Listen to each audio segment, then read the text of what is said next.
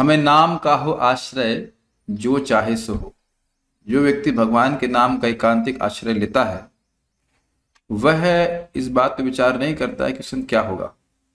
देखिए, हरे कृष्ण मंत्र करने वाला जो भी जप करता है उसके प्रति भगवान की ऐसी मति होती है कि इस व्यक्ति की रक्षा मैं करूंगा।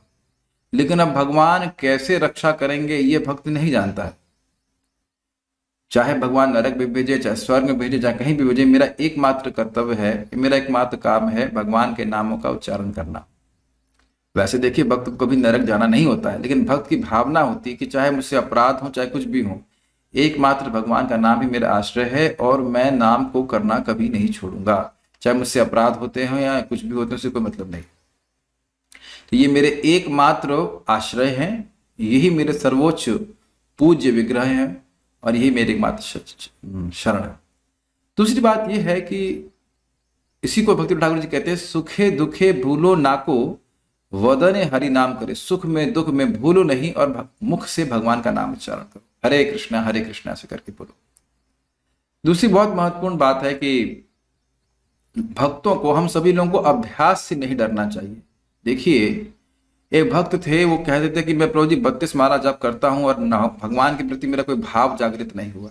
देखिए, इस जगत में भगवान को भूलने का प्रयास या अभ्यास हम अनादि काल से कर रहे हैं, तब जाके ऐसा परफेक्शन मिला है कि कृष्ण का स्मरण ही नहीं होता है। तो अब हम कुछ साल से भजन कर रहे हैं, तो ऐसे कैसे हो जाएगा कि तुरंत परफेक्ट हो जाएंगे? अभ्यास प्रकाशश्च कर्मणि अभ्यासात, वेदांत सूत्र कहता है कि बार बार अभ्यास करने से, नाम का उच्चारण करने से धीरे धीरे भगवान के नाम की महिमा हृदय में प्रकाशित होती चली जाएगी। इसलिए अच्छा लगे बुरा लगे इससे मतलब नहीं, भगवान को प्रसन्न करने के लिए भगवान का नाम ही मेरा एकमात्र आश्रय है और यही मेरी गति है। इसके अलावा मैं कुछ कर भी नहीं सकता। वैसे भी कलयुग में तो इसके अलावा कुछ कर भी नहीं सकते और कोई आश्रय है भी नहीं, अन्यथा भी इसके अलावा कोई आश्रय नहीं है। तो बड़े ही आदर भाव से भगवान के नाम की शरण लेनी चाहिए कि ये एकमात्र हमारी शरण है, इसी के द्वारा हमें भगवान की प्राप्ति होगी।